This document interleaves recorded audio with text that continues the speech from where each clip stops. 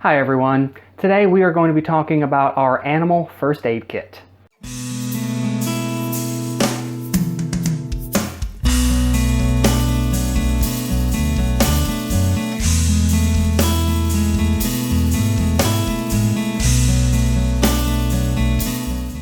Hey everyone, Aaron here with the Kunkel Homestead.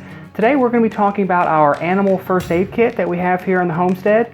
First things first, disclaimer.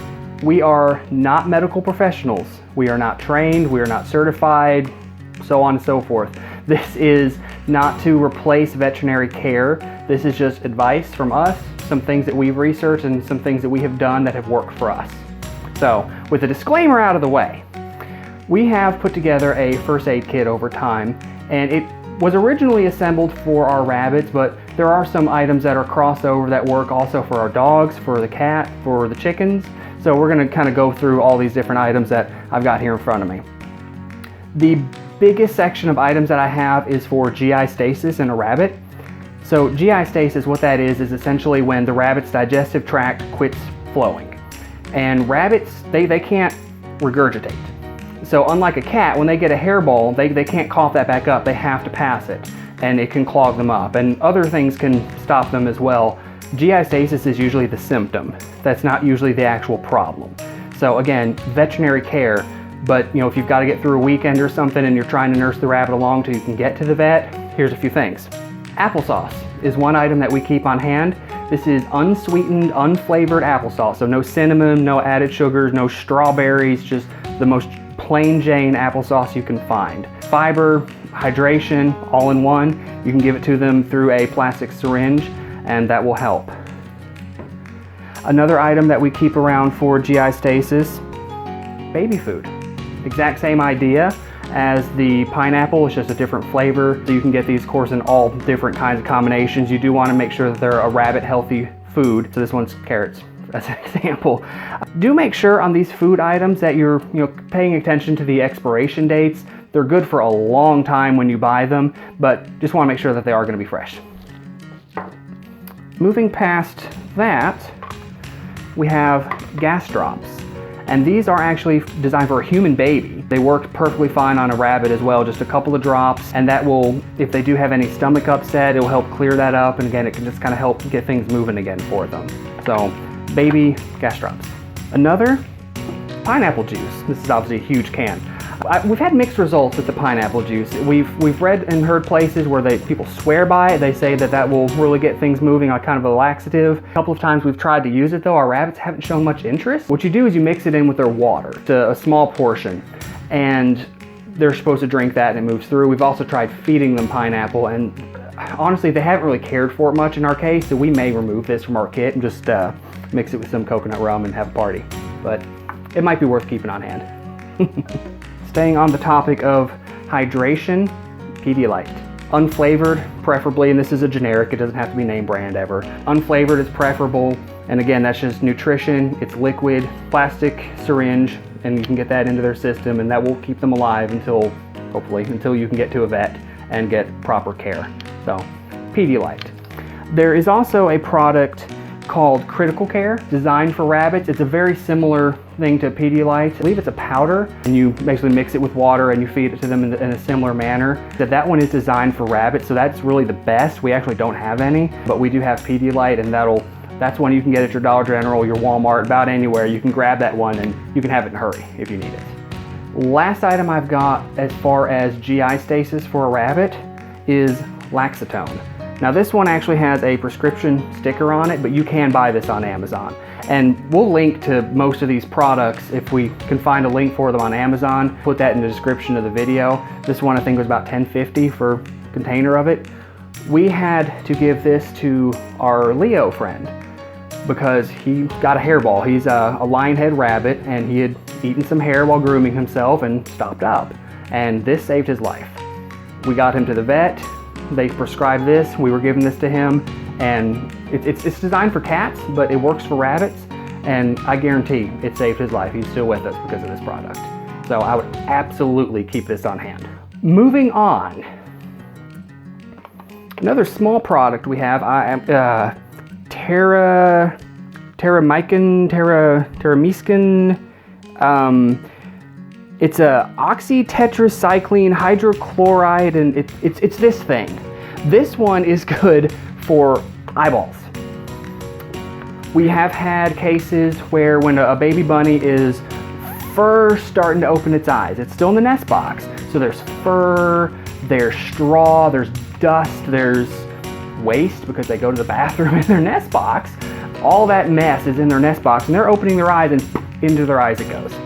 So we have on occasion gotten a rabbit that will get a crusty eye, and we have to get it back open with some water, and then we put some of this on their eye. It's just an antibiotic basically, and it gets rid of that eye infection. We also have had to use this on an adult. Leo, troublemaker. We noticed one of his eyes was weeping one day. It just looked like he'd been crying, is honestly what it looked like.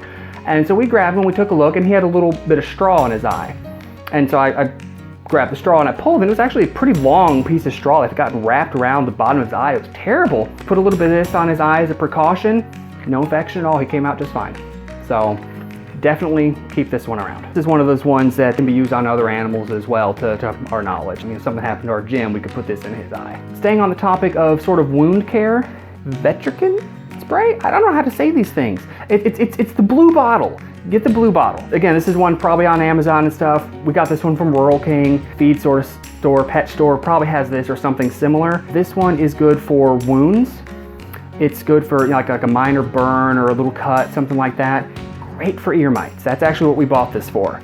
We have rescued a couple of rabbits that had mites all inside of their ears. It was terrible. Just spritz, spritz, spritz, spritz, spritz. It kills them, cleans them out, it's done. I've also read that this can be used on the comb and the wattles of a chicken if they have any issues, such as we just had this cold streak here, and a couple of ours did get a small touch of frostbite.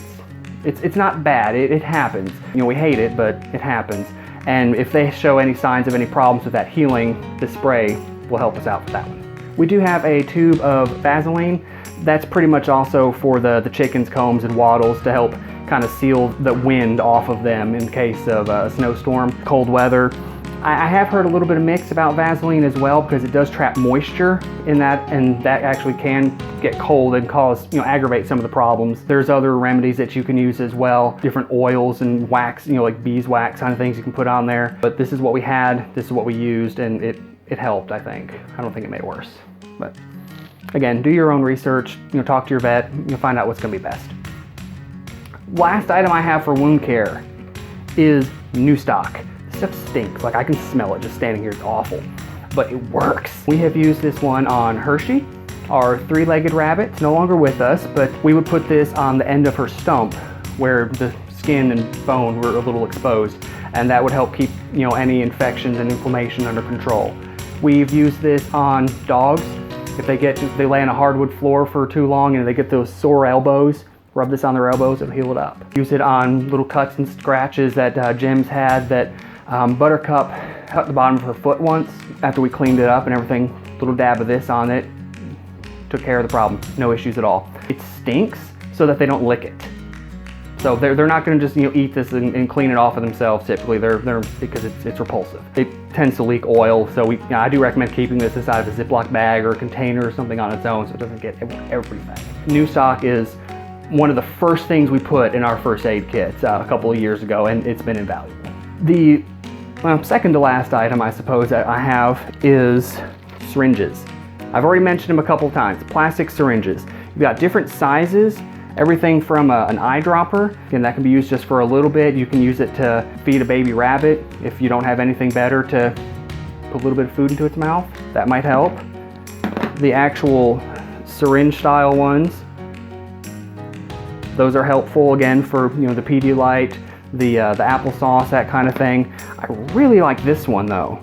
This one came from the Walmart pharmacy. I think they give them away if you ask. That's got a good capacity for a rabbit, or even if you needed to give medication to a dog or something else. It's got a real nice tip. You can get that behind their teeth and just press it into their mouth. Obviously, you don't want to asphyxiate them or choke them or anything. If you put it in their mouth, they will just instinctively swallow it. So this is what we have used to feed and water our rabbits if they're not in the mood to eat themselves.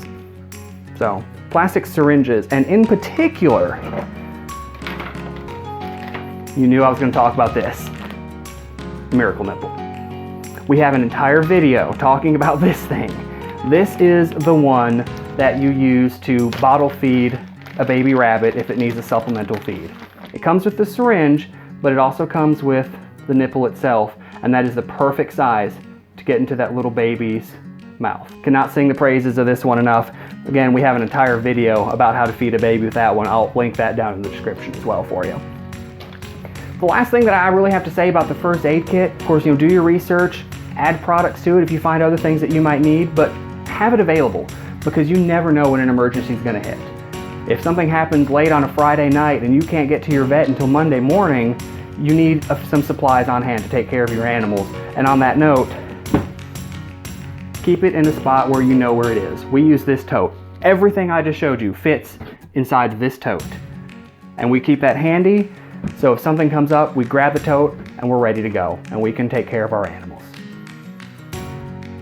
I do appreciate all of you all watching. We appreciate every like, every comment, every subscribe that we get. It means the world to us. We keep seeing the numbers go up, so I hope that means we're doing something right. So please do those things for us. Share the video, share our page, and we'll see you next time.